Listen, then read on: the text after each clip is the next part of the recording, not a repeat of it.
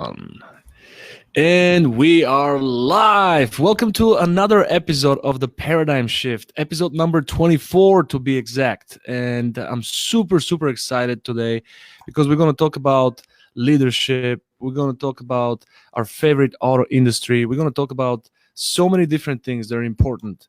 Obviously, it's not a secret that leadership is a big problem for our industry, and most of the reasons why we're not moving as fast as other industries is just lack of leadership. So there's a guy who's joining us tonight, and he's basically dedicating the majority of his time to lead by example. So his handle on Instagram is Lead the Team. You can find him at Lead the Team on Instagram. His name is Mike Phillips, and he's a digital marketing executive for McCloskey Motors and host of the leadership education podcast, The Front. You can find it on YouTube. Mike is a top performer in business with over 25 years of sales, management, coaching, and leadership experience. He has successful YouTube channel for leadership education located at www.youtube.com/C/Mike Phillips. And Mike takes pride in being a family man and also a Christ follower. So we're going to talk about how he finds the time to do all that. As soon as he joins us. He got disconnected for a second. Okay, Mike is here. With no further ado, I'd like to introduce you to Mike Phillips. All right, I think I'm on. Hey, hello everyone. I could thank you first off, Velko. Thank you so much for inviting me on the show. I really appreciate it. I think I just freaked you out there. Lost camera for just a second, but we're live. I got to share this around a little bit, so I really appreciate you having me on this episode of the Paradigm Shift. Yeah, Mike, if you could please start with we have that tradition. Start with day one. Where were you born? How were you born? Tell us a little bit about your genetics, a little bit about your parents, about my makeup, and and everything up to the car business. All right. So I originally from Southern California. Born in the 70s. My dad was a Orange County Sheriff's Deputy in LA County, California in the 70s. So that was a tough gig. My mom at the time was a stay-at-home mom and a kindergarten teacher. That's probably where I get some of my desire to educate. And so we moved from Southern California then early on to Steamboat Springs. My parents wanted to get out of California and wanted to raise a family in kind of a smaller environment. They wanted to come to the mountains, said, hey, we've always wanted to come to Colorado, so let's go to Colorado. So they moved to Steamboat Springs, which was a ski town, still is a ski town. It was much smaller in the late 70s, early 80s than it is now. And unfortunately, after a number of years there, my parents got divorced. My mom ran a children's clothing store. My dad continued on with the police department. And so they unfortunately got divorced, and my mom moved from there to Colorado Springs, I think in 83. I've been here in Colorado Springs ever since 1983. And so kind of a virtual native, if you will. And so been in the Springs area. I have my younger sister also. She's about 2 years younger than me. And she's also in the Springs. So we came out here. My mom used her degree in education to connect with and then get hired on with somebody that she knew worked for Digital Equipment Corporation, which then became Hewlett Packard, which then became, I don't even know what they are, Compaq, and moved all over the board. So she was with them for like 25 years. And that's probably then where I get some of that background in computers, you know? So attended school, most of it here in Colorado Springs, went to Air Academy High School. A fun fact, or I don't know how much of a fun fact, that many people don't know about me. I was a high school dropout my junior year. Surprise. No way. And yeah. So a lot of this is self-education, man. So I dropped out of high school my junior year thinking, hey, I'm ready to get on with my life. I'm ready to work, had a good work ethic, was willing to learn, went to work full-time, got my GED, and went to work full-time that same year. And worked in a roller rink, got into, for anybody who is not familiar with that kind of that DJ life and the live roller rink. I was my late teens at that point. And what's funny is you get this twisted perception of what life is when you're a teenager, right? And I was DJing live. I think I was 16, 17, 18, DJing for 500-600 students, similar age, especially young girls. And it was like, man, you know what I want to do? I want to be a DJ, right? Because this is cool. Because like you're the center of attention. Everybody thinks that's all fun. And so by the time I was 18, I decided I was going to be a radio host. I was like, I'm going to be the next Casey Kasem, right? That was because he was the stuff at the time. Like he was all that. And so I wanted to be a big radio guy. So I went and I enrolled in college for broadcast. Did a couple years of broadcast, about a year and a half of broadcasting until they got to TV. And so I was doing radio broadcast because that's all I wanted to do. And they got to TV and right, hindsight's 2020. I looked at and I was like, this is so dumb.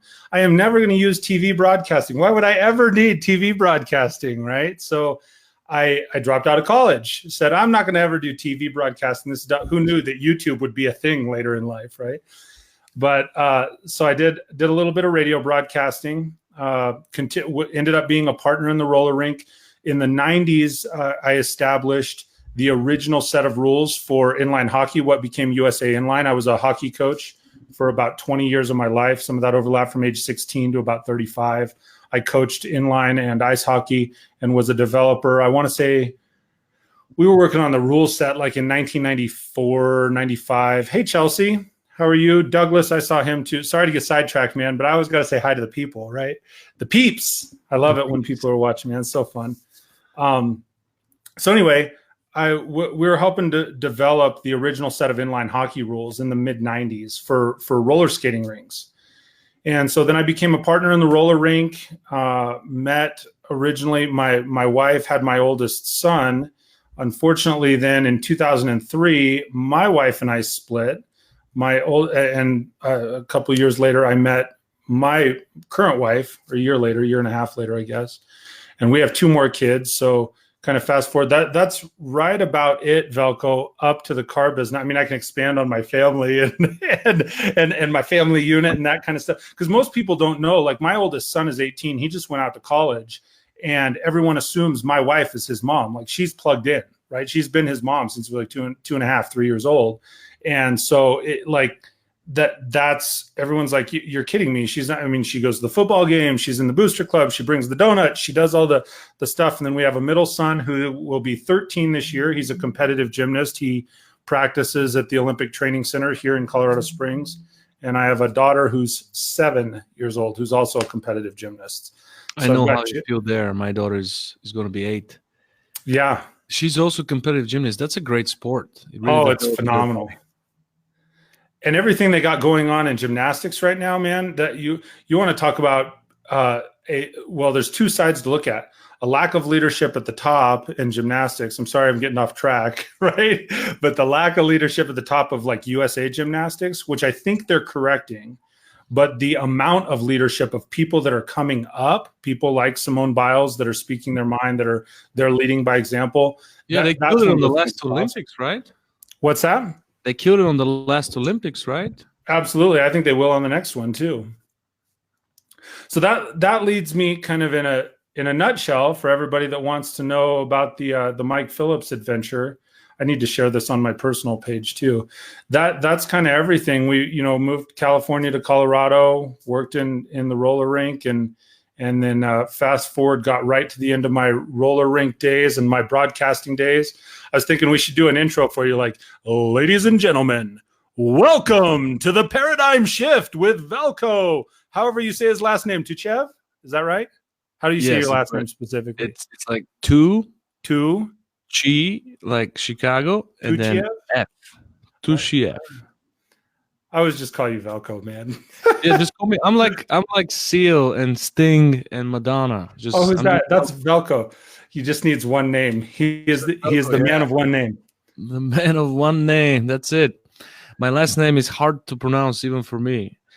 So this sounds like an exciting life. I would have never guessed. It's just, ever since I've met you, I thought that you were like, if I have to describe you, I would describe you as a straight A student. You just look like this genuinely nice guy that would never hurt anyone, just as straight as an arrow. I did not imagine that you had such a, roller coaster of a life, dropping out of high school and surviving through the divorce with your parents. Same thing happened to you. You feel that we follow our parents' example a little bit, or do you think that's just? I think especially growing up, kids, regardless of if we want them to live it or see it or not, I think kids do learn what they live.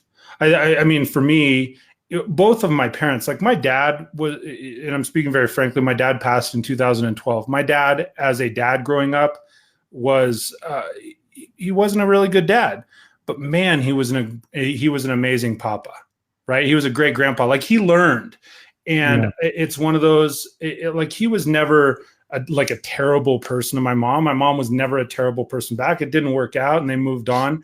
And so it is. It's one of those. I do think that we learn that, like, you learn how to treat your partner. You learn how to groom your relationships based on how your parents are treating one another.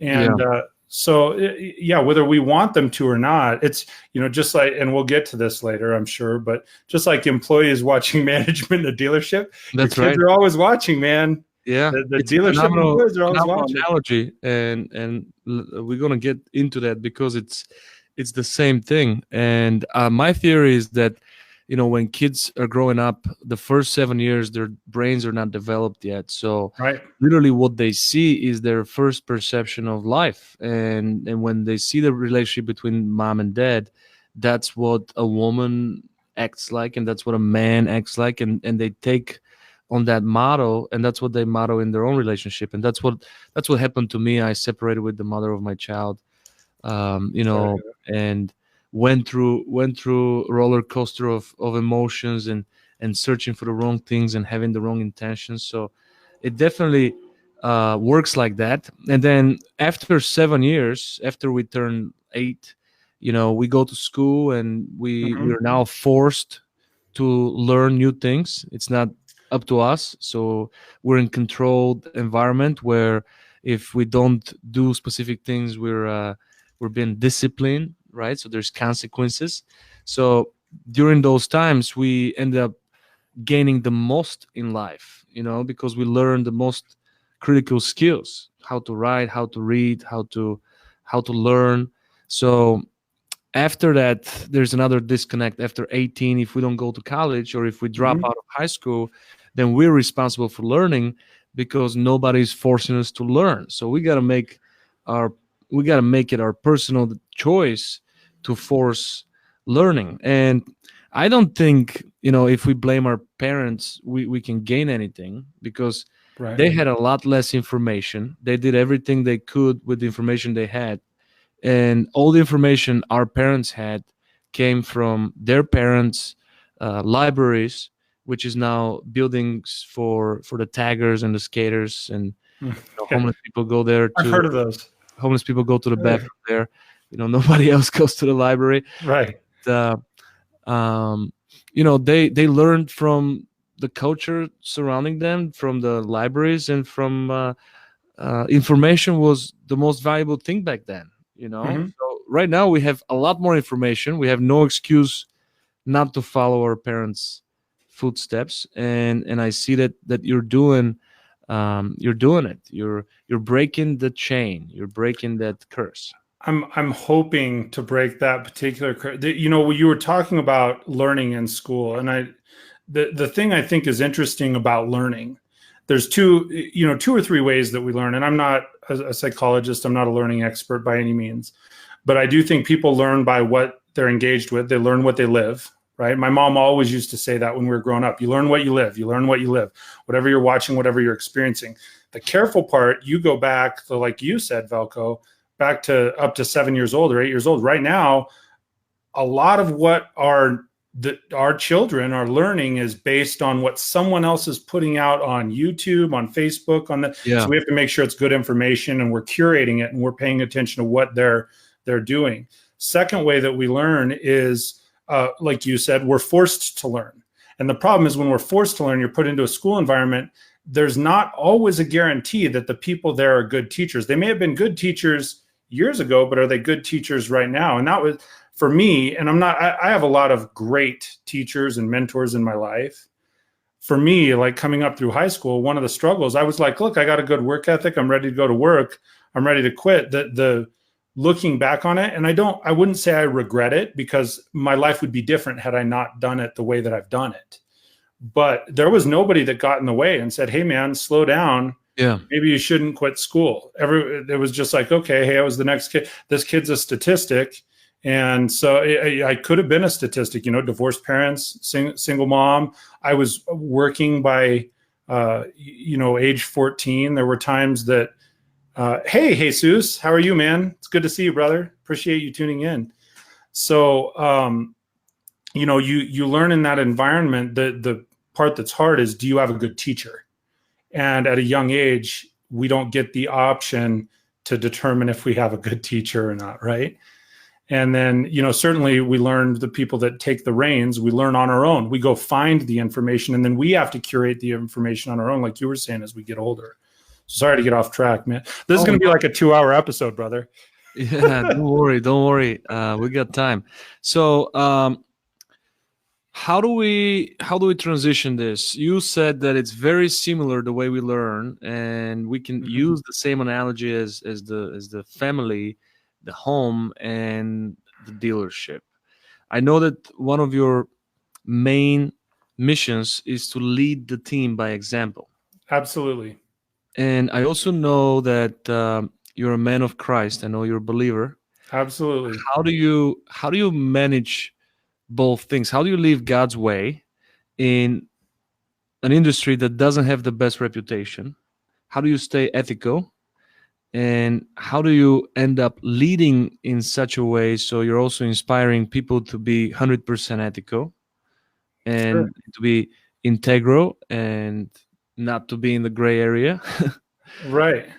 Well, the first and foremost, this is for me. I'm not saying it's for everybody, but for myself, and I think for many people who are Christ followers, people that are not Christ followers, people that are becoming people of faith, or people that are watching from the outside, or people that are maybe dabbling into what's going on in the Bible over there, find it hard to understand sometimes. For me, my faith in God is always number one.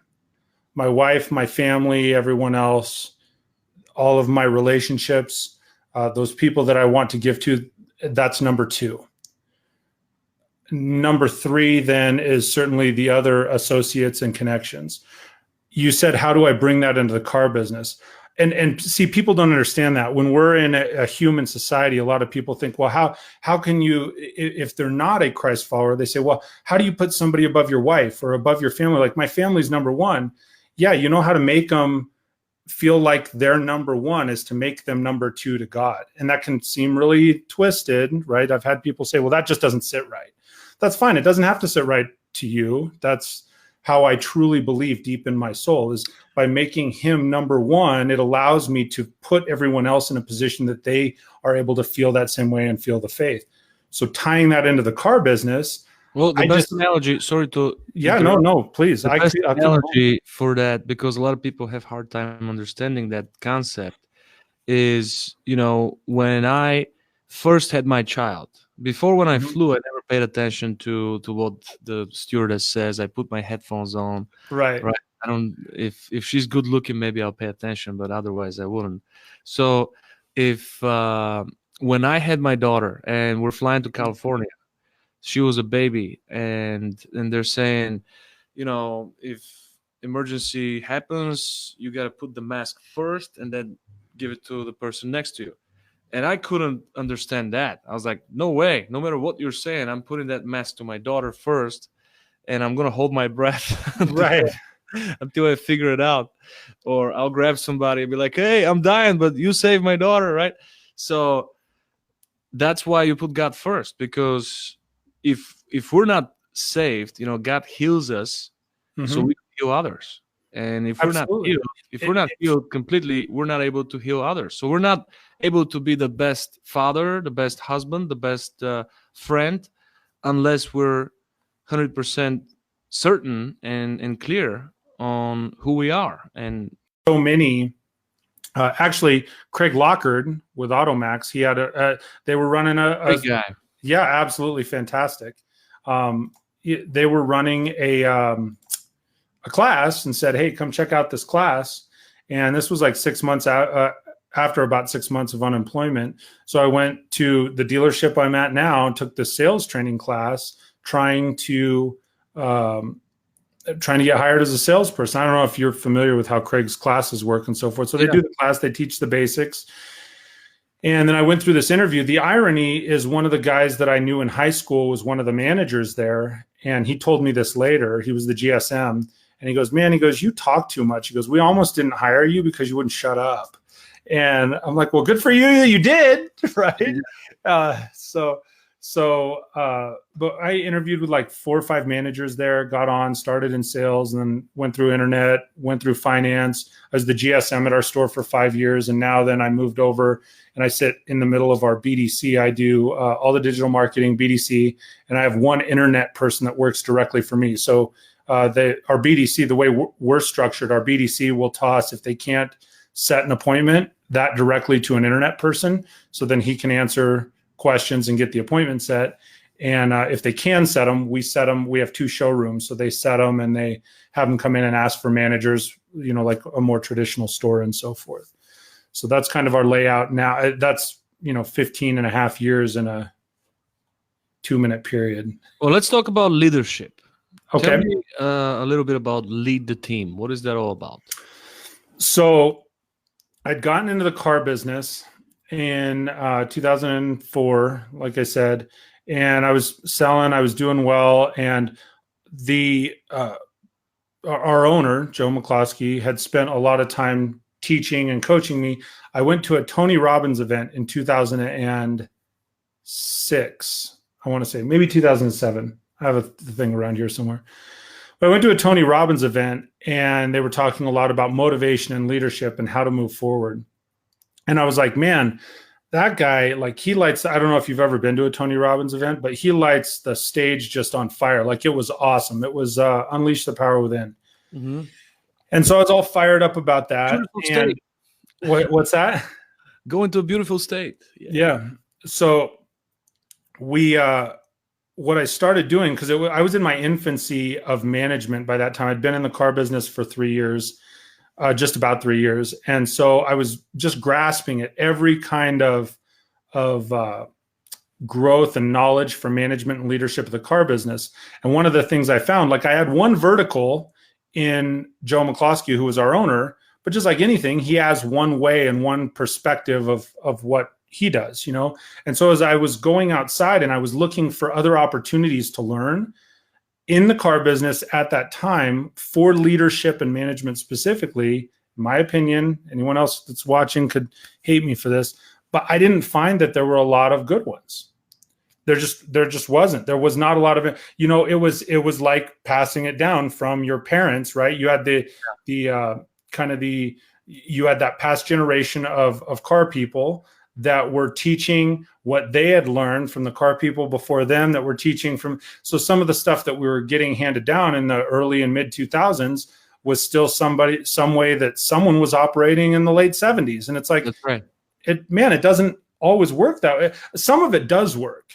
Don't get me wrong. The principles behind humans still work, but there are other things that it's like, man, can we just fast forward some of this stuff that we're talking about? More things, like if you listen to J. Douglas Edwards and training from like the 30s, it still sounds super relevant. Like the way you fight objections, the way you proactively avoid them, the way people make decisions, fear of loss, hope to gain, the feeling of obligation, how to become likable, the power of agreement, all these core foundations will never change. This is just a matter of how to build trust. So it doesn't change when you're face to face with another human. It does. Here's my opinion, and Velko. Here's one of the current. We're currently experiencing this problem, this revolution of that we are so digitally connected with other people that we are socially disconnected from humanity. Yeah. The world becomes So less and less personal now. yeah, We're not as so personal as we used to be. so you're right that you can listen to stuff from the 30s, you can listen to stuff from the 70s. You and I having a quasi face-to-face conversation right now, there's humanity, there's connection. Those principles I don't think will ever change. But there are things that change. Hey Josh, how you doing, man?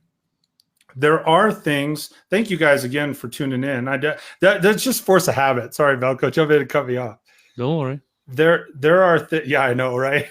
There are things that change with the way we handle emails, the way we communicate by text, the way we communicate on social. There are things that we're still trying to use the same word tracks in different mediums, and often they don't work. And so that it was the same thing when it came to leadership and management. Is it's like there's a lot of stuff that had progressed. So in 2007, I think 2008 was when I registered. You asked me about lead the team, and this is the dance around long answer.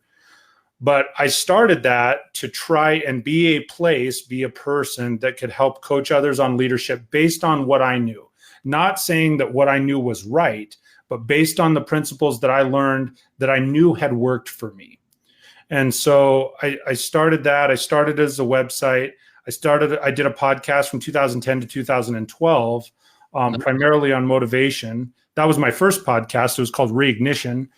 And the idea was to get people fired up about leadership. And then I got promoted to GSM, and that was the one thing our owner, Joe, said, listen, Mike, you either got to be doing a podcast and light the world on fire, or I need you to lead this team as a GSM. You can't serve two masters, And so that kind of got tabled for a little bit until I restarted about a year and a half ago doing my current podcast and YouTube channel. One of the biggest disconnects, I believe, is just generational, because if we look at all the generations, I have a theory about the way learning works and the way integrity works. So I think the most integral generation is the mature generation. Those are the people that are now over 80 years old, and they're the parents of the baby boomers, right? This is the last handshake contract type of people, right? I was in Texas not too long ago, and in Texas they still have the law for handshake. That's still a legitimate contract. If there's a witness between your handshake with somebody else, you can win in court without a contract. In Chicago, you could have a signed contract, and if you have a good creative lawyer, you can still get out of it in court, right? So that's the difference between Illinois generations in Texas and Chicago. Right? So you could have a legitimate contract, and it really depends on how strong your lawyer is.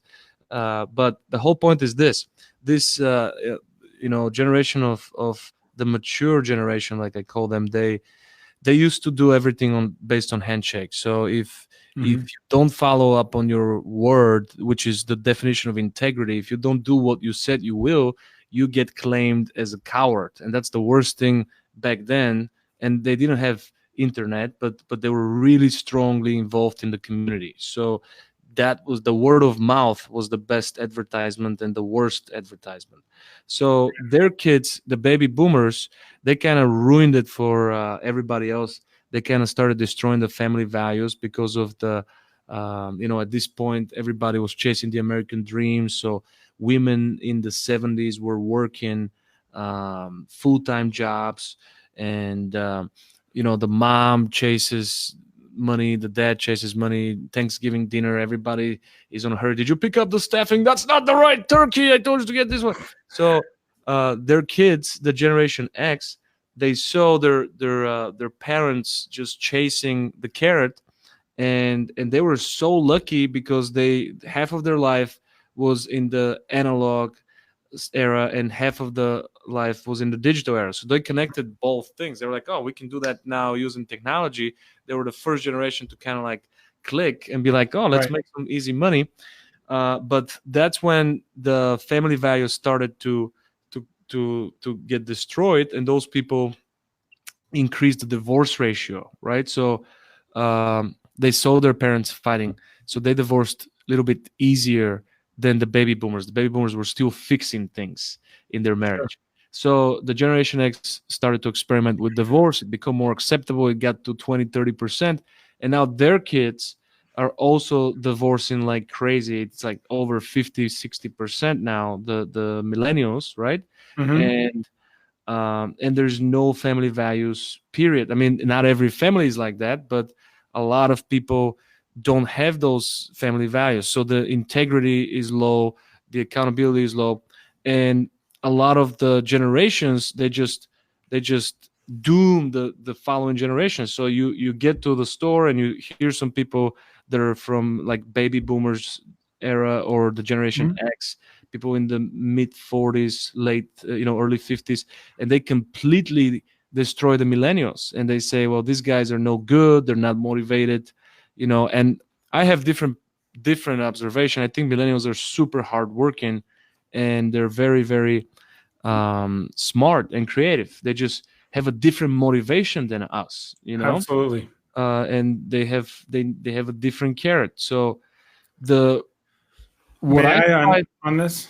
yeah, of May I course, share some, just an opinion on the so the interesting thing, and I've heard like you, right? Oh, millennials are late. No, each generation just communicated differently. yeah. If you backtrack, okay, if we backed up for a minute and said, okay, well, look at the uh, baby boomers, right?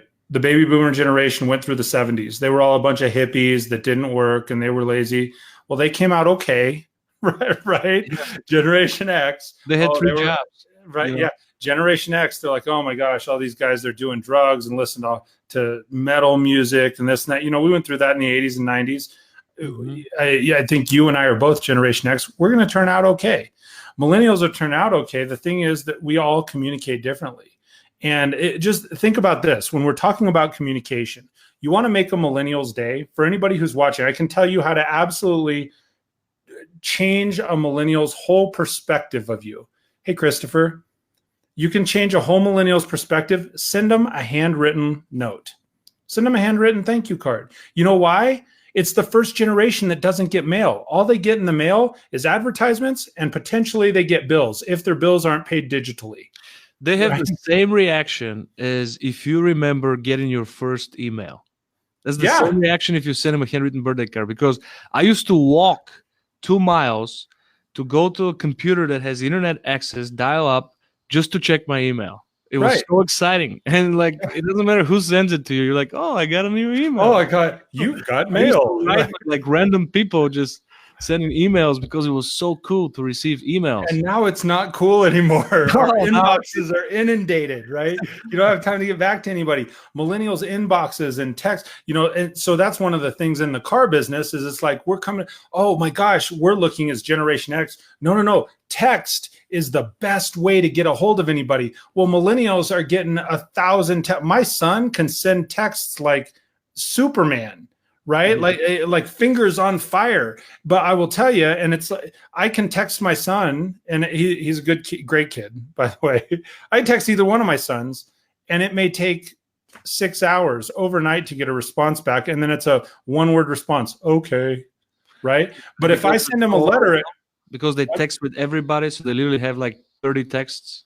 yeah, they text with everyone, they email with everybody. Even email's outdated in that generation, but it's like they're numb to it.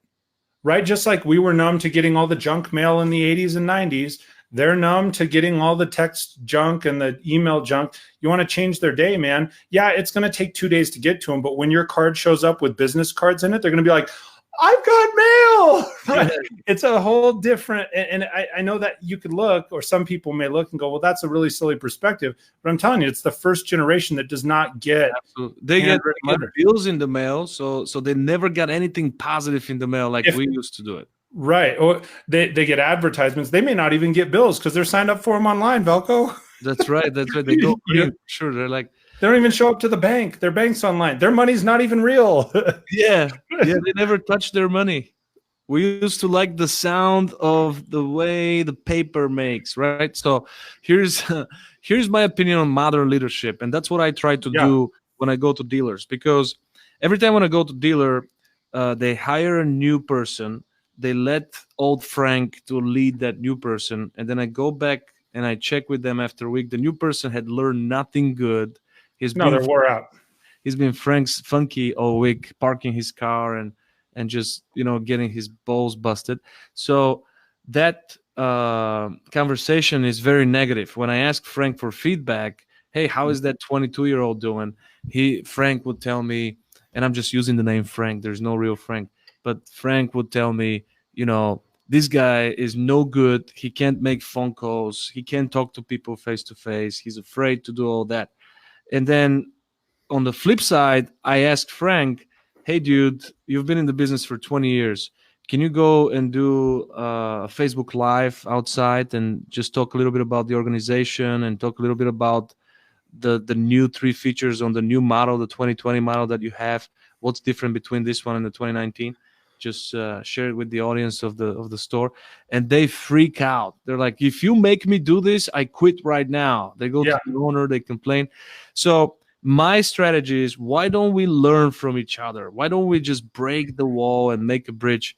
And you teach that millennial to talk on the phone, because phone is still a powerful way to create in-person communication, and some people still want to talk on the phone.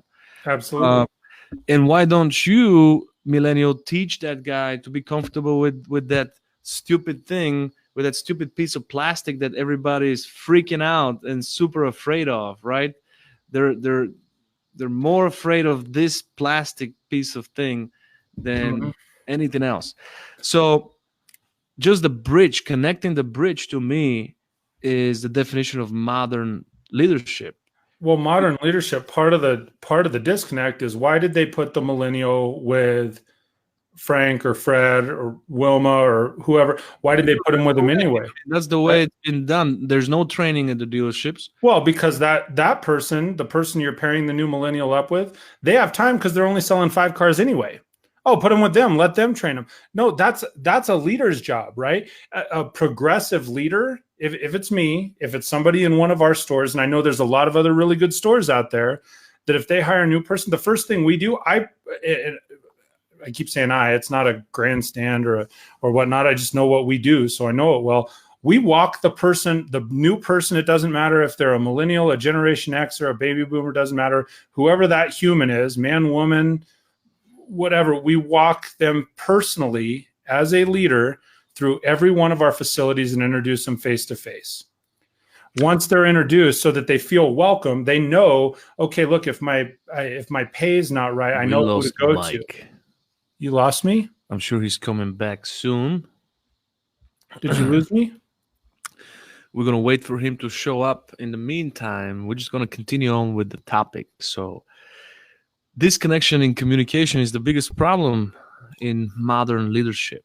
Many leaders just give up on Can their you hear me people now? way too early. And they use the excuse for generation. Oh, these people are doomed. These people are not going to be able to make it. They're just lost. Right? That's not the truth. So, all right, Mike is back. Mike, where were we? Well, I think I was in the abyss. I could still hear and see you. I guess you just couldn't hear or see me. So, can you hear me okay now? Yeah, now you're good. We Okay. can see you now. So I was saying, why do we put that new person with them? Is because they have the time to take care of them, because they're only selling 5 cars. Well, do you want the 5 car person training your up and comer? Well, you remember what you said when you were starting. You were brought up by people who were stuck in the 70s and the 80s. So now we're stuck in the 90s because Sure. it's 2019, 2020. So we're stuck in the early 2000s and the 90s. So we're always 20 years behind, because the people that worked their butt off for the past 20 years, they've been disconnected with the civilians, which we call clients and prospects. So they talk to them only when they're handling beefs and when it's absolutely necessary to talk to clients. And they've been disconnected from the actual execution for too long. So to them is the same thing. Like, for example, if you go to Florida and then you don't go to Florida for 10 years, your perception about Florida is going to be the way you left it. So when you go Right. back, you'll be like, wow, this looks totally different. It's not the same. You know what I mean? Here's because I just experienced something like this. I'm on a board of directors here in town for a local organization, and they're talking about how business classes, this isn't automotive specific, but how business classes are failing junior and senior students. Like not like they're giving them Fs, but they're failing to grow them. And one of the reasons why I was talking to my son about this, he's 18 years old. I said, well, what's the struggle? And he says, Dad, my business management teacher has been a teacher for 25 years, has never been in business, and doesn't know what the hell she's talking about. Never Right? went big K, never took a risk. Yeah. So so the person, not to say anything bad about the teacher, but at one point they were plugged into business, but they're plugged into business 25 years ago. Yeah. That's the same thing you're saying about automotive. Like, hey, listen, we got the guys and the gals and everything. There are people and there are trainers in our industry that have been in it for a long time that continue to be innovative, that continue to be progressive. But for every one of those people, there's 2 or 3 more, guys like you and many others we could name by name that are really progressive and innovative, and they're deliberate in what their education is so they can move forward. For every one of you guys, there are 2 others that are stuck teaching the same thing that they taught in 1989. And they're very attractive to those old leaders because of the nostalgia, right? So some of these old school trainers or, vendors would go to that specific leader that loves the 90s, and they would speak the same language. Let's just drop a mailer, bro. Let's just do it like we used to do it. That works, right? Well, and here's the thing for me, because I don't want to come off the show. Everyone's like, oh man, Phillips was bad mouthing trainers and Velko's bad mouthing mailer. You have to find what works for you. Yeah. Right. Anybody has to find what works for you. Do mailers work? Probably. I mean, one of the strongest pulls for our store is radio. I'm a digital advertising guy, and I constantly tell our owner, we call and interview all of our people that we sold cars to. And the number one source that comes up over and over is radio ads. Because everybody listens to the radio, good credit, bad credit, whether you and you could say, oh no, it's satellite radio and digital radio and all that where it's at. No, for us, one of the things that still plays for us is just local radio stations. So everybody has it on their office. Every store has a niche based on their demographics, and sometimes the way people are attracted to the store and the way they absorb information about the store is very unique. Like, I'm working at a store that I'm trying to implement some of our success in other stores, and it's not quite working the same way. Like, we have a store now that gets 20% of their business from Facebook mobile, and that's insane. That's crazy. Insane. Yeah, the national average is like 4%. So 20%, that's like almost quarter of their cars. They sell 200 cars, and 50 cars come from Facebook Messenger. It's insane. That's crazy. Yeah, so we can't duplicate the same success in different areas. People are just not as engaged on Facebook as these guys are. And those are primarily, they have like 12 Spanish-speaking salespeople, and they engage with other Spanish clients on Facebook Messenger. It's insane. So in your area, radio could be still a cool thing. A lot of people... Well, and if you have strong presence, if they have strong radio, hosts and very nice shows, of course, people would be, the radio in Chicago used to be interesting before, and now it's not. I don't listen to any radio anymore. Right. So that's the thing. For me to come and say to you, oh, Velko, what you should be doing is broadcast radio. You'd be like, are you insane? You're crazy. Right? You're insane. So you do have to find what works for your area, for your store, for your demographic. Ultimately, whatever it is that's working, and I know we're still on leadership, whatever it is that's working, there's 2 really big keys, I think. One is there has to be leadership buy-in. From the top, certainly, it's normally the leadership buy-in from the top, because the people at the top are saying, hey, this is what we're going to do. The people at the bottom, and I'm speaking not literally, people at the bottom, the entry-level employees are they're certainly saying, okay, hey, the guy at the top saying we're going to do that, we should go and do that. Where we miss it is especially that middle layer of leadership, because those are the guys that have, or gals that have done it for a number of years, that are like, yeah, we've seen this before, mail doesn't work or radio doesn't work or whatever, or this will go away in a week. So the biggest key is getting that whole leadership team to buy in and to influence the people that are on the ground level. The number one way to influence, people is to do it alongside them, at least at the beginning. So there's two aspects of this. A great leader will show their people how it's done, but at the same time, if you think about it, leaders' main duty and responsibility is to create more leaders. So I love what you said about the mid-level leaders, because they have to take responsibility for their role, and they have to take on leading by example just as much as that main leader, like the alpha. Absolutely. Leader. And here's a magic step that the middle management, middle leaders miss. Often middle level leaders want to be at the top, right? So they're like, well, I want to be at the top. I want to be at the top. The number one way for them to move to the top is to move someone into their position. That's my opinion. If I train somebody to replace me, it frees me up the time and ability to move up. If I'm never training my replacement, I can never move. It's not that you're invaluable. It's that you haven't bothered to replace yourself, so you can't go up. Yeah.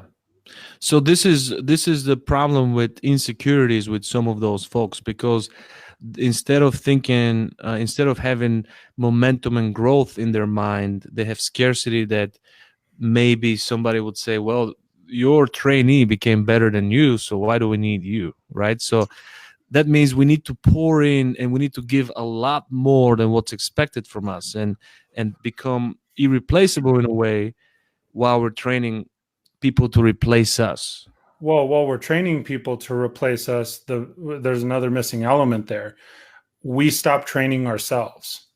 See, if you train your trainee, if anybody trains their trainee to be, listen, I'm a level 7 manager and I'm going to train them up to a level 7, and that trainee continues to train and develop themselves and they get to a level 8 is not going to follow a level 7 very long. So you have to continue to grow as well. So you got to get to level 10 while you're training somebody to get to level 7. Or you have to get to at least level 9 or 10 in your area to be able to move to like if I'm a middle level manager and I'm a level 6 or 7 middle level manager, I'm bringing people up and I'm growing up to get to be an 8, 9, or 10. When I move into that executive management role, for the sake of this conversation, I'm going to be a level 5 executive manager, right? And so I may be a level 5. People have different levels or different abilities, different things that they have expertise in. It's not like, oh, well, I'm a manager, so I'm a manager and I'm a master of all things. We lose sight of that. With it, they may want to be, but you have to continue to be a student, because when you move up to that executive level, you better be a student or you won't last there very long. You could be an absolute level 9 or 10 expert middle manager, but if you're never developing yourself past that, you're never going to move. And then your team's not going to move, and those people are, and then often that's why, they're going to fire you as their manager, which means they're going to quit and they're going to move on. So there's two models that I've seen that are completely different and a complete culture shock for the auto industry. The first one is, I don't know if you know Liza and Scott Simmons, but in their auto group, everyone is a part owner. So employees are actually owners. So they literally take physical, mental, spiritual ownership of the dealership. So when I asked them, like when I asked Scott, what are some of the things that you notice, you know how normally at a dealership on every Saturday meeting, the GM says, well, if you guys see like cigarette butts or, paper on the floor, just clean it up. Damn it. It's your place. Right. So he goes, we don't have to say that. Everybody is doing it naturally. So, and everybody's checking their stock and everybody feels that ownership, and they take ownership in their duties. So it's an amazing model. And I think everybody would want to work at a place that wants to pour back in you and take care of your retirement. Way better than 401k, right? Sure. And the other aspect I've seen, it's an actual dealer in Illinois where they had a big problem with management, and I don't know who gave them that idea or they decided on their own, but they took all the titles away by making everybody a manager. So everybody was a manager of something. So even the new hire salesperson had the title manager on their business card. So now that we're all managers, now we're all cowboys now. There's no Yeah. Indians. What are we gonna do now? Yeah. Right? So it really raised the culture, Huh. and everybody took a responsibility as a manager, you know. So the expectations were higher, and I saw some tremendous results with that dealer as well. So my question to you is, do you think that just the title thing kind of crushes some of that relationship and that leadership just because some people feel entitled? And entitlement could go both ways. It could go with a manager thinking that this millennial is entitled because they're asking for time off or they're asking for guaranteed salary while they haven't earned anything, and it's not like back in the day. So they might think, okay, that person is entitled. And at the same time, that millennial might think, well, this manager is entitled to treat me like crap, and that's a whole different level of entitlement. Just because of your position, you don't get to treat people like that, and you don't Right. get to be abusive because you were abused back then 20 years ago, Sure. and because your boss got away with it 20 years ago, it doesn't mean that you can get away with it today in today's world, in the Me Too movement, and everybody is hypersensitive. Yeah. So your way to lead, do you how do you motivate those people? What do you how do you find the carrot for different generations? For me, I think that speaking from my experience, one is I motivate by doing the task alongside them. Like it doesn't matter what the task is. It's and I hear what you're saying about the different business models. I personally have never been a fan of titles. I didn't have one Yeah. up until the last couple of years, and it was because I needed one so people knew who to come to for marketing. That's just me. Like as a salesperson, as a manager, I literally, my business card just said Mike Phillips. I never had a title on it. I didn't know if I was a GSM, a GM. None of that mattered.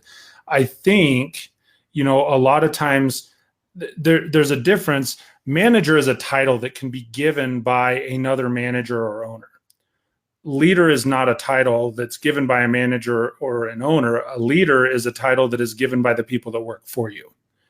And so that's the difference, in my opinion, in dynamic. You can get a manager title because somebody gave it to you. You got promoted. You can't be a leader by just getting promoted. You have to serve others. And so for me, what's always worked is just run alongside people. I think you started to say this earlier about training, is like, first you tell people how to do it, then you show them how to do it, then you let them, then you do it alongside them, and then you let them do it. You let them make mistakes, right? And when they make mistakes, instead of lambasting them or telling them everything that they did wrong or lighting them on fire, when they make mistakes, keep in mind, you're the person that put them in that position. You were the person that trained them in the first place. So it means you need to take a step back and retrain them and use that as a tool rather than just beating them over the head with a baseball bat. So for me, how do you motivate people is do it alongside them. Two, to be able to really motivate others, you have to know what motivates them. Yeah. You have to know, you have to know, what do they care about? And if you know what they care about and you show that you care about them in certain ways, that you brought this up a minute ago. You said, oh, hey, this millennial feels entitled because he wants time off. Well, I can tell you this from experience. I have, I think, probably 4 people that work directly for me that are millennials. It's not that they want more time off than other people. They want flexibility to have the time off when they need it, to show up to their kids' soccer game because they didn't get that from their parents, because their parents, like you said, were working, and mom was trying to make money and work, and dad was trying to make money and work, so they didn't show up to the soccer game. So you know what? You want time off from 1 to 3 this afternoon to go to the soccer game? Cool. Show up 2 hours early and work from 8 to 1, go to the soccer game and then come back, or show up 2 hours late, or excuse me, stay 2 hours late. The same person, and I'm not against that. The same person who doesn't allow him to take the time off lost his marriage because he couldn't take time off, or she couldn't take time off. So Right. instead of now chose fixing not to. the mistake, that's the problem with and here's the same analogy of people who were shown different let's say bad examples as children from their family, and they didn't have the good family values, right? So just like abused children, in a way, abused managers feel that they need to abuse their next generation. It's kind of like if abused child, 9 out of 10 abused children would go out there and abuse other people because they would blame the abuser, right? And one person would say, hey, I don't have to be that guy, I don't have to be. You have to break the cycle. Yeah, they want to break the cycle. So it's very rare that you find a manager who has been in both generations and would say, hey, what we did was stupid and it doesn't work anymore, we need to adapt, we need to change. And those are the people that end up changing the industry. They still have 20 years of experience, 25 years of experience, but they realize that marketing is changing every day, sales process is changing every day, communication is changing every day, leadership is changing every day, motivation and joy is totally different than what it was for us. And those are the people that are the mavericks and the trailblazers of our industry. If you pay attention, is the highly adaptable people that refuse to not progress. Here's one of the keys. When you asked the question, I'm gonna backtrack for a minute. I agree 100% with everything that you're saying. That you said, how do you motivate other people? If you look at, a young man that works with me, he works for me, works with me. We do for our dealership, we do a McCloskey motivational minute every Monday and Friday. Has nothing to do with the car business. Here I come up with a plan that's 3 to 5 minutes long, and we put it out on our dealership Facebook page. It's not produced. It's just get in there, fire people up, thanks, and remember who we are when you need a car type of deal. At the root of the word motivation, to motivate anybody, it boils down to either need or want. The people that are the most successful are the ones that have fallen down the hardest, right? They fell down, they failed, and they said, man, I'm to the point in my life I'm homeless, or I'm to the point in my life my car just got repoed, or whatever that rock bottom is for them. Someone who may be an alcoholic. I have one of my best friends who's been through that. I've been to AA meetings alongside him. The interesting thing is, until that person makes the decision for themselves, I'm going to pick myself up. They fell down so hard, they have an absolute need or desire to get themselves out. That's the root of motivation. The problem is, as managers, we think that what motivates us should motivate somebody else. Yeah. And it doesn't work that way. It's their desire, it's their passion, it's their fire that motivates other people. So an easy way to do it, sit down and have a conversation with people, and that's hard too, because the millennials are tied up on this, right? They can't communicate with people. They're staring at their phone all day. No, they're texting about you and what a bad manager you are. That's what they're doing, right? They're telling their friends. Would you say that the business is easier now or harder for a salesperson?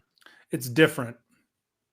I don't think it's easier or harder. It's a great debate, right? You've heard there was the debate with Ali Rita and oh gosh, now I can't even think of his name. No. Ali, who's he's the record holder. Who is the name of the previous gentleman? Joe Girard. Okay, so you had Joe Girard and you had Ali Rita, and it was like, oh well, it was harder when Joe was doing it because he didn't have all of the tools and the digital stuff. And Ali's, then the other camp that says, no, he's not using any of them. I know. And now people say, oh, no, but that's not the argument, right? Not from Ali. It's the people around him or the people that are watching him go, oh, but he's got social media and digital technology and all that. I just think it's different. And it depends on how you use it. I mean, in the 70s, 80s, 90s, early 2000s, what did you have to do? You had to find a way to contact a customer.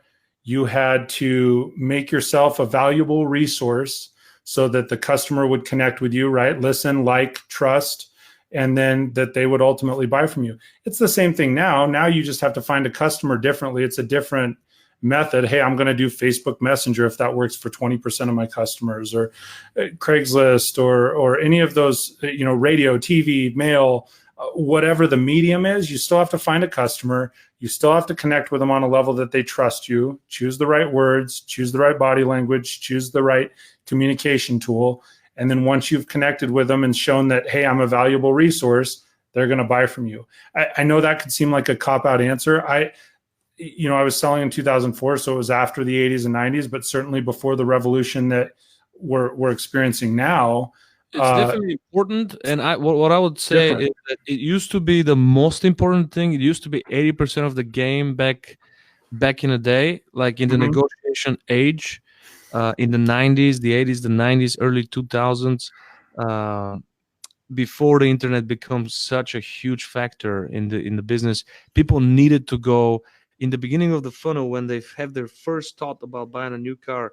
They needed to go to the dealership to get a brochure and start the process. And it was literally sometimes 6 months worth of investigation. So back then, being charming closer and lethal closer was the most important thing. So we could allow new salespeople to fail because of the amazing amount of opportunities we had, and salespeople didn't have to market themselves because of the amazing amount of opportunities they had. Literally, 20 salespeople at a big store could have 2-3 opportunities per day without any marketing effort.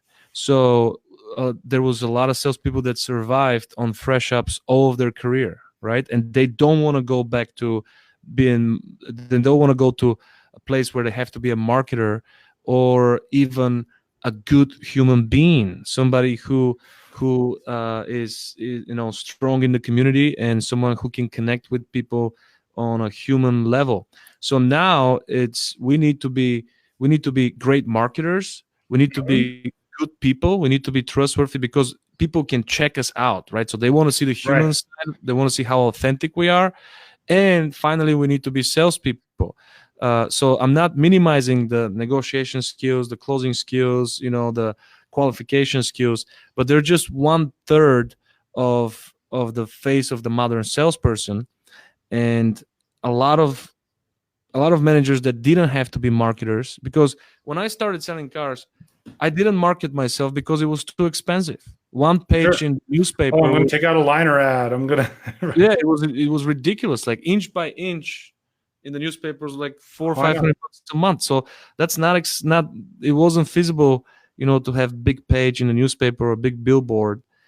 And now you can do it for free. You can get as much attention as you want, but salespeople don't want to take that triathlon, if I can say. There's not a level of consistency to it. They have a shorter attention span, I think, for sure. And the thing is, when it comes to marketing now, yes, it's free, but it's also extremely saturated. Yeah. We look at it all the time. Salespeople are connecting with everyone. So it's so saturated to try and get somebody's eyeballs on you. I think it's just a different skill set. Is it easier now? Well, now maybe in my opinion, maybe the negotiation portion is easier. Yeah. Right. Because somebody's already checked you out. They already know who you are. They already have an anticipated, what are they going to spend? They've looked at the Kelley Blue Book. They've done the research. They've done all this different stuff. So it's like, okay, well, maybe that part of it's easier, but getting the first connection with the customer is probably harder. Whereas, like you're saying, hey, yeah, they had to come in for a brochure anyway. So if they came in for a good brochure, we had to be a great negotiator and communicator. And so it's just a different skill set. And I think that it is tough for especially older managers to acknowledge that often, because they look at it, they go, oh, this guy's or gal is just playing around on Facebook. And it's like, I get a pretty fair, even now, I haven't marketed myself as a salesperson, but I openly, everyone knows where I work, that I'm connected to. I still get four to eight referrals a month, just sitting doing, not just being me. Well, if you don't take this as your identity in today's world, people don't think that you're authentic. So if they do, they don't grab a brochure anymore. A lot of brands don't even print brochures anymore. You're the brochure. Yeah, they do it online. They get everything online. So if you don't have an online presence, if you don't welcome them virtually, right, then why would they work with you? So if you don't have that social proof, if you're not Googleable, why would they ask for you? You're not putting yourself out there. So, and if you're not trustworthy, if your identity is not I'm a great salesperson, then you must be hiding something. Like, why do you want to be on a DL, right? Why do you want to have that privacy that doesn't exist, right? What are you embarrassed about? So this is the comfort zone that salespeople want to stay in, but the opportunities are not there anymore. We don't get 40, 50 ups on a Tuesday like we used to, just out of nowhere. So I wanted to ask you a question, and it has a lot to do with the way you motivate them. Do you believe in doubling down on people's strengths or helping them to get their weaknesses to an average level? It's funny that you asked that. I did actually in one of my YouTube videos, I don't know, a month and a half ago, I was talking from a leadership standpoint about, everybody says play to your strengths, right?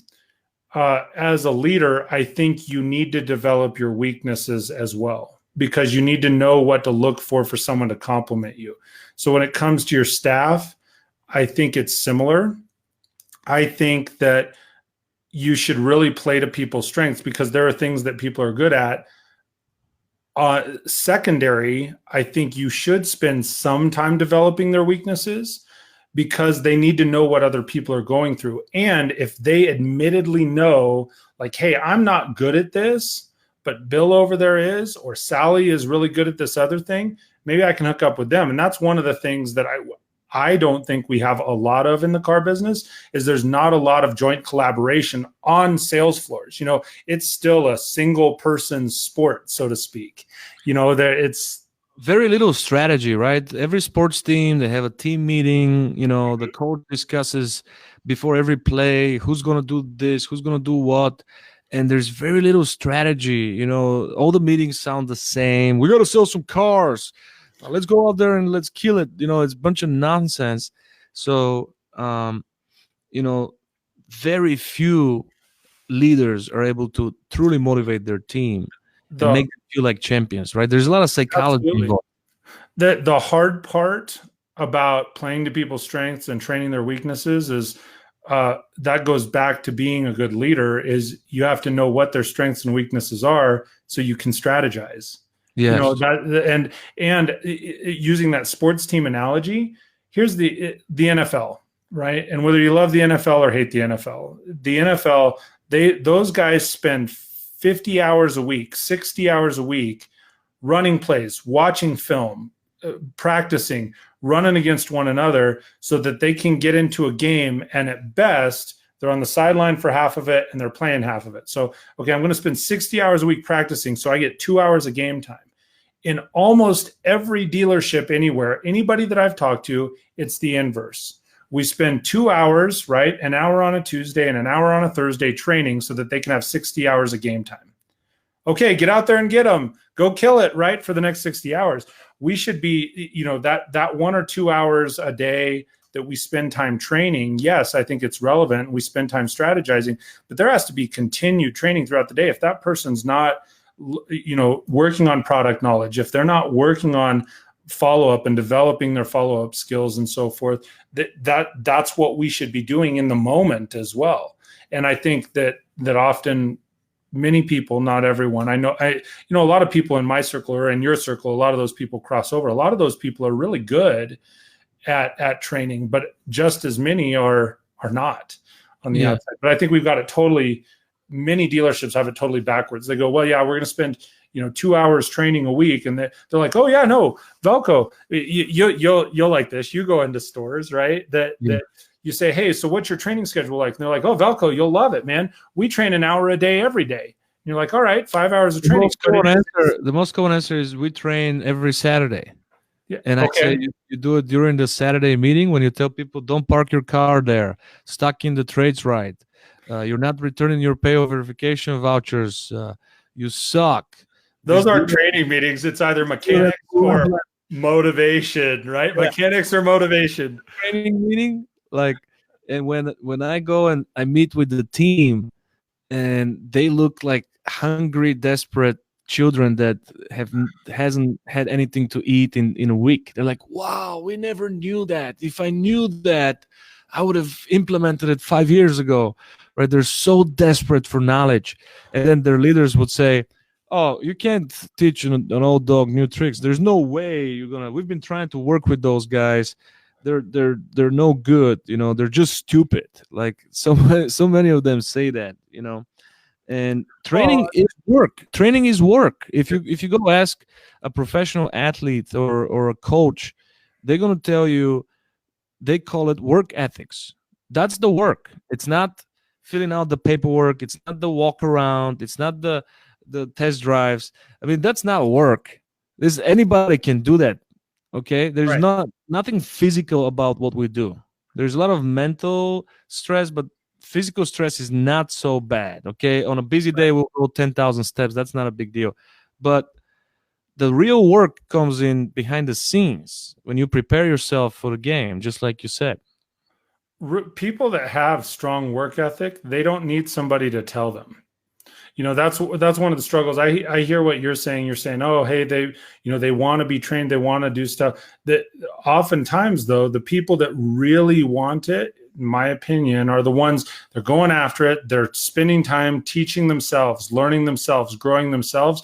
And then what happens is, like we said earlier, they outgrow their management team and they move on. They get recruited as a manager somewhere else. Yeah. The travesty, here's the real travesty, is when they do that, they forget about the things that they were doing that got them into a management position or got them recruited in the first place. And they sit back and they do the things that their manager was doing before them. And it's like, that's not how you got here, man. Just keep doing the things that got you there. Keep growing, keep learning, keep running alongside people, lead by example. And that then I think that's one of the reasons, not to drop a whole lot of names. And I just watched them from the outside, but that's one of the reasons that, like, Glenn Lundy was so successful when he was at Dan Cummins, is because he did what it took to get him there, but then he kept going. He just kept running. I used to watch his Saturday meetings, and he was a true motivator. He was able to connect with the team. Well, he still is. We're talking about him like he's passed. He still is. He's just in a different place. He's moved to the next. And he was definitely, I knew that he was going to do great things, and he's on his way of doing phenomenal things. Absolutely. I'm going to be speaking at the Internet Battle Plan in September. Are you going to be there? Not this year. I'm usually. I love Jim. I love Jim's Internet Battle Plan. I think that's where you and I first met in person. Yeah. Was last year or whatnot. He puts on a great event. He's one that definitely is. He's got that old school foundation, but he has continued to progress. He's continued to be innovative, continued to grow himself, and because he grows himself, he can grow other people. That's what I. Yeah, it's amazing, with his age and how relevant this guy is. He knows so much about technology. I thought he's like 45, Velko. Isn't he like 45? Yeah. You're not supposed to say that. On the newest things. Like he knows everything about SEO and but that's a good example for the things, like you said, play to your strengths or grow your weaknesses. If it's something that using Jim as an example, if it's something he's not strong at, he'll find someone that's strong at it so that he can learn from him. It'll at least bring his weaknesses up to an average level, and he's competent and confident to be able to talk about that. But then he lets the players that are strong players, present that and grow other people. I think he does a great job of that. That's one of the reasons I like his conferences. This year I cannot. I usually go to only 1 or 2 conferences a year because I'm actively working in the store. So. Yeah, he sets a great example for all of us not to use any excuses for stop learning, because Absolutely. doesn't stop learning. So, in closing, I always have this great question that I ask all of my guests. And Sure. how do you see the future? Where do you see the auto industry in the next 5 years? What do you think are going to be the most dynamic changes? That's the purpose of the show. It's called the paradigm shift. So it's designed for dealers to be aware and to stay relevant and to understand what's changing. What are some things that need to stay forever? Some core values, and what are some things that need to, you know, leave the dealership right now? Some of the outdated techniques and some of the outdated Sure. approach that it's turning clients off and it's not relevant anymore. So it's kind of like a three-part question. First of all, where do you Sure. see the industry? Are salespeople Flying dying? cars and teleporters. No, I'm just Are kidding. BDC dying? Are BDC dying? Salespeople dying? Or finance manager? Which department is going to die first? Are they going to die at all? And again, what do you think is the future looks like? Can you still hear me okay? I don't know Of if I course. got this. Okay. So first off, I love the name of the show, the paradigm shift, because by at its root, right? Most people don't consider, if you look at the breakdown, the definition is like your paradigm is like the typical example, right? So the paradigm shift is, how do we change that typical effect? So I love that you're going after that. And where do I see the future? I'm not an economist or anything by any means, and I think the number one thing, I don't think car dealerships are going to go away and it's going to be all Amazon and digital retailing. I think that's a scare tactic by the people that want us to buy digital retailing. That's my opinion. I don't think that's, I do think that the number one thing, whether it's in person, online, the number one thing that we should all be focused on in the car business is efficiency, because people's time is valuable. Yeah. And so and here's the thing, if someone's, I preach this is a good question, by the way. I preach this to the guy that's working for me right now on the internet. If we're starting online, the customer started online for why? Because they want to receive a benefit.